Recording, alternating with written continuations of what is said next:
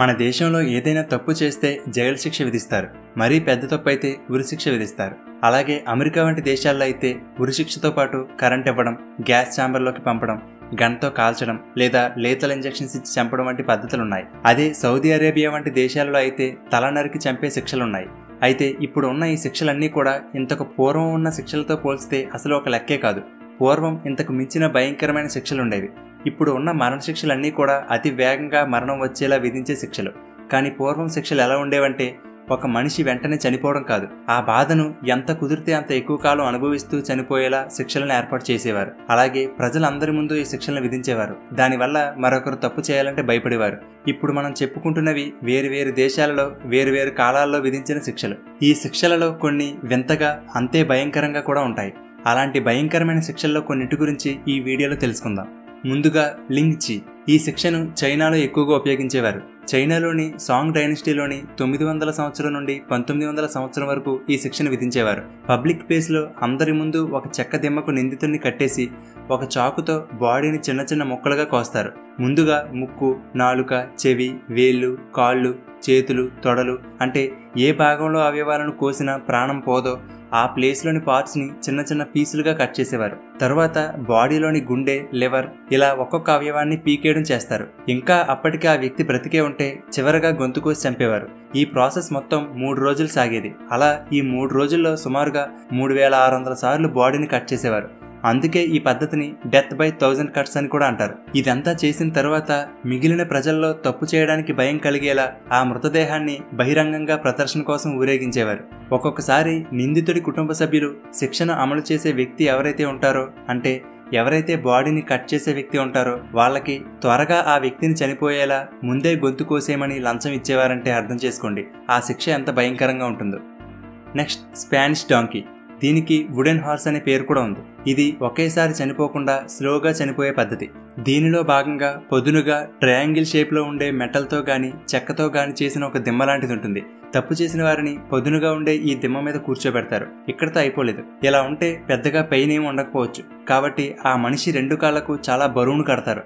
ఆ బరువు మనిషిని క్రిందకి లాగుతూ ఉండడం వల్ల నెమ్మదిగా ఆ మనిషి కాళ్ల మధ్య నుండి చీలిపోతూ 2 ముక్కలుగా అయిపోతాడు. ఒక్కొక్కసారి దాని మీద కూర్చున్న వ్యక్తికి నొప్పి కలిగేలా హింసించడం లేదా కితకితలు పెట్టడం లేదా అతని పాదాల కింద మంట పెట్టడం చేసేవారు. దీనివల్ల ఆ వ్యక్తి బాధతో మెలికలు తిరుగుతూ ఉంటే మరింత నొప్పి, బాధ కలుగుతుంది. అలాగే ఆ పదునైన దిమ్మ మీద అటు ఇటు కదలడం వల్ల కొంచెం వేగంగా చీలిపోతూ ముక్కలైపోతాడు.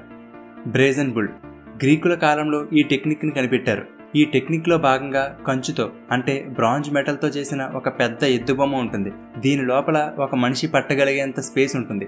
తప్పు చేసిన వ్యక్తి బట్టలు తీసివేసి ఆ వ్యక్తిని ఆ ఎద్దుబొమ్మ లోపల పెట్టి లాక్ చేస్తారు. ఇక ఆ మనిషి కనీసం కదలడానికి కూడా స్పేస్ సరిపోదు. ఆ తరువాత ఆ ఎద్దుబొమ్మ కింద నిప్పంటించేవారు. కొంతసేపటికి ఆ మంట వేడికి ఆ ఎద్దుబొమ్మ బాగా వేడెక్కిపోతుంది. మనకు ఏదైనా కాలుతున్న గిన్నె తగిలితేనే విపరీతంగా బాధ కలుగుతుంది. అలాంటిది శరీరం మొత్తానికి ఆ కాలుతున్న మెటల్ తగులుతుంటే ఎంత బాధ ఉంటుందో ఊహించుకోండి. శరీరంలో ఏ భాగమైతే ఆ మెటల్కి తగులుతుందో ఆ భాగంలో చర్మం ఊడిపోయి బొబ్బలు ఎక్కి చివరికి ఆ వేడికి ఆ లోపల మనిషి రోస్ట్ అయిపోతాడు. అంతేకాదు ఈ ఎద్దుబొమ్మ తలలో కొన్ని పైపులను పెట్టేవారు. ఈ డిజైన్ వల్ల ఆ మనిషి లోపల బాధతో అరుస్తూ ఉంటే ఆ అరుపులు ఈ పైపుల ద్వారా ప్రయాణించి బయటకు వచ్చేసరికి అవి ఎద్దు అరుస్తున్నట్టుగా వినిపించేది.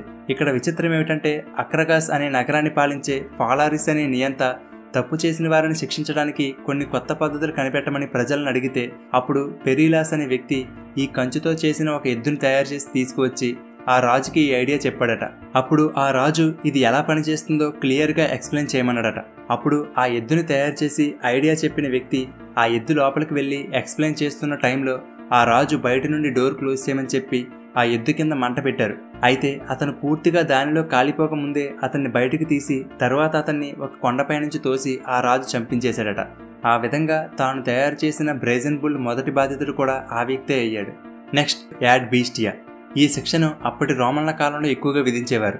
ఈ శిక్షలో భాగంగా నేరస్తులను పులులు, సింహాలు, చిరుతలు వంటి క్రూర జంతువులకు ఆహారంగా వేసేవారు. అంతేకాదు దీనికన్నా ముందు ఆ క్రూర జంతువులకు చాలా కాలం పాటు ఆహారం పెట్టకుండా ఆకలితో ఉంచేవారు. అలాగే వాటిని ముందుగా కొట్టి వాటికి కోపం తెప్పించేవారు. తరువాత నేరస్తుడిని యాంపీ థియేటర్ అంటే ఒక స్టేడియం లాంటి బిల్డింగ్ మధ్యలో ఉంచి ఆ తరువాత అప్పటికే ఆకలిగా ఉండి వాటిని బాగా కొట్టి హింసించడం వల్ల కోపంగా ఉన్న క్రూర మృగాలను ఆ స్టేడియం మధ్యలోకి వదిలేవారు. ఆకలిగా ఉన్న ఆ క్రూర జంతువులు చాలా భయంకరంగా వాళ్ళని చంపి తినేవి. తరువాతి రోజు ఎవరైతే ఈ శిక్షను అనుభవించవలసి ఉండేదో వాళ్ళు ఆ జంతువులతో కలిగే బాధను భరించడం కంటే అంత ఎక్కువసేపు బాధపడి చనిపోవడం కంటే త్వరగా చనిపోవడం బెస్ట్ అని చెప్పి చాలామంది ముందు రోజే జైలు గదిలో ఆత్మహత్య చేసేసుకునేవారు. కొంతమంది స్పాంజ్, గుడ్డ ముక్కలు వంటి వాటిని మింగి ఊపిరాడక చనిపోతే మరికొంతమంది ఒకరికొకరు గొంతు పిసుకుని చంపేసుకునేవారు.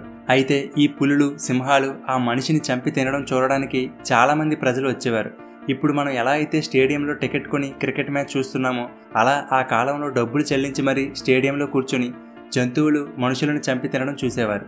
ఫ్రెండ్స్, నెక్స్ట్ పనిష్మెంట్ గురించి చెప్పుకునే ముందు ఒక చిన్న విషయం. అమెజాన్, ఫ్లిప్కార్ట్ వంటి షాపింగ్ సైట్లలో కొన్ని ప్రొడక్ట్ ప్రైస్లు సడన్గా డ్రాప్ అవుతూ ఉంటాయి. వీటిని లైట్నింగ్ డీల్స్ అంటారు. ఇవి ఎంతోసేపు ఉండవు, బట్ ప్రైస్లు చాలా తక్కువగా ఉంటాయి. ఉదాహరణకి 563 రూపీస్ ఉండే Himalaya baby powder and shampoo combo pack just 7 rupees, 4800 rupees ఉండే Polycab fan just 460 rupees, 260 rupees ఉండే 500 గ్రామ్స్ హనీ జస్ట్ 99 రూపీస్. ఇలా ప్రైస్లు చాలా తక్కువగా ఉంటాయి.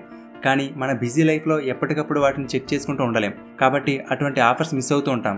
సో దానికి బెస్ట్ ఆప్షన్ మీరు టెలిగ్రామ్లో షాప్ మై డీల్స్ అనే పేజ్లో జాయిన్ అవ్వండి. ఈ గ్రూప్లో అమెజాన్, ఫ్లిప్కార్ట్, మింత్రా, ఎజియో వంటి టాప్ సైట్లలో ఉండే ఆఫర్స్ని ఎప్పటికప్పుడు ట్రాక్ చేస్తూ ప్రైస్లు డ్రాప్ అయినప్పుడు వెంటనే వాటిని గ్రూప్లో పోస్ట్ చేస్తూ ఉంటారు.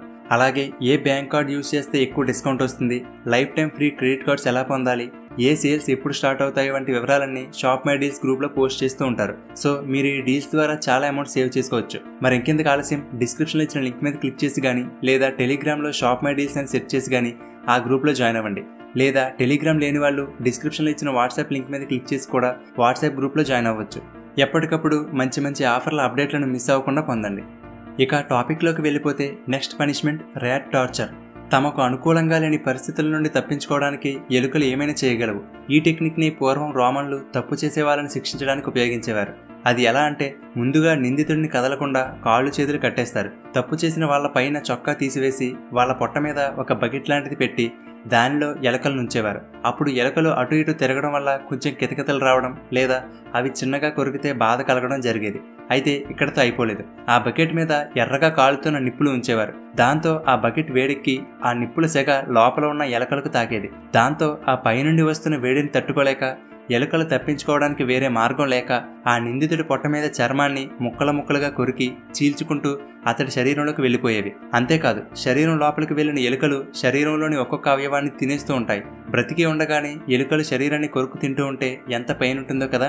ఒకవేళ ఈ శిక్షను కూడా తట్టుకుని ఆ వ్యక్తి బ్రతికితే ఆ వేడివేడి నిప్పులను ఆల్రెడీ ఎలుకలు తొలిచేసిన గాయం గుండా అతని శరీరంలో వేసేవారట. ఈ శిక్షను ముఖ్యంగా సమాచారాన్ని రాబట్టడం కోసం చేసే ఇంట్రాగేషన్లో కూడా ఉపయోగించేవారు. నెక్స్ట్ స్కిన్నింగ్ లేదా ఫ్లేయింగ్ అంటే బ్రతికి ఉండగానే పూర్తిగా చర్మాన్ని ఒలిచేయడం. చైనాలోని మింగ్ డైనస్టీలో మొదటిసారిగా ఈ శిక్షను ప్రవేశపెట్టారు. మనకి ఏదైనా గాయమయ్యి చిన్నగా చర్మం లేస్తేనే ఎంతో బాధగా ఉంటుంది. అలాంటిది బ్రతికుండగానే బాడీ మీద ఉన్న పూర్తి చర్మాన్ని పీకడం అంటే ఎంత బాధ ఉంటుందో అర్థం చేసుకోవచ్చు. అందులోనూ బాడీ నుండి చర్మాన్ని తీయడం అంత ఈజీ కాదు. స్కిన్ అనేది మజిల్స్కి, నరాలకి అంటిపెట్టుకుని ఉంటుంది.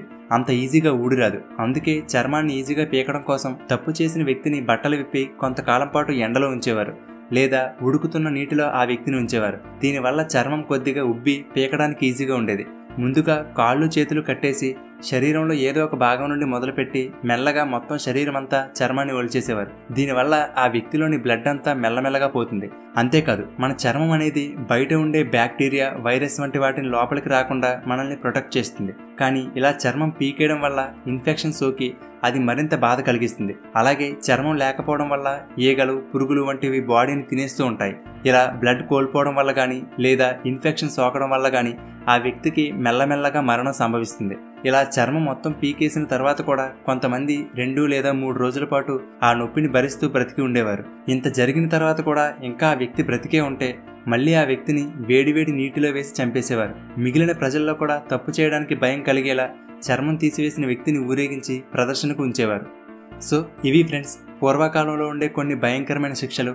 కేవలం ఇవే కాదు, ఇలాంటి భయంకరమైన శిక్షలు ఎన్నో ఉన్నాయి. వీటి గురించి వింటుంటేనే భయం వేస్తుంది. అలాంటిది అనుభవించే వారికి ఎలా ఉంటుందో చెప్పక్కర్లేదు. ఇప్పుడు మనం పైన చెప్పుకున్న శిక్షలను గమనిస్తే ఆ శిక్షలు అనుభవించే వారికి వీటిని అనుభవించడం కంటే ఒకేసారి చనిపోవడం బెస్ట్ అనిపిస్తుంది. అయితే ఇప్పుడు చెప్పిన వాటిలో మీకు ఏది భయంకరంగా అనిపించిందో క్రింద కామెంట్ సెక్షన్లో తెలియచేయండి. ఓకే ఫ్రెండ్స్, ఈ వీడియో మీకు నచ్చితే లైక్ చేయండి, అలాగే మీ ఫ్రెండ్స్ అందరికీ షేర్ చేయండి. అలాగే అమెజాన్, ఫ్లిప్కార్ట్ వంటి సైట్లలో వచ్చే బెస్ట్ డీల్స్ని మిస్ అవ్వకుండా పొందడానికి టెలిగ్రామ్లో కానీ వాట్సాప్లో కానీ షాప్ మై డీల్స్ గ్రూప్లో జాయిన్ అవ్వండి. వాటికి సంబంధించిన లింక్స్ని ఈ వీడియో డిస్క్రిప్షన్లో ఇచ్చాను. చివరగా ఇలాంటి మరిన్ని ఇంట్రెస్టింగ్ వీడియోలను మిస్ కాకుండా పొందడానికి తెలుగుబడి ఛానల్కి సబ్స్క్రైబ్ చేసుకుని పక్కనే ఉన్న బెల్ బటన్ని యాక్టివేట్ చేసుకోండి. తెలుగుబడి నుండి ఎప్పటికప్పుడు అప్డేట్స్ని పొందడానికి తెలుగుబడి వాట్సాప్ గ్రూప్లో జాయిన్ అవ్వండి. ఆ వాట్సాప్ గ్రూప్ లింక్ డిస్క్రిప్షన్లో ఇచ్చాను, ఒకసారి చెక్ చేయండి. Thank you for watching.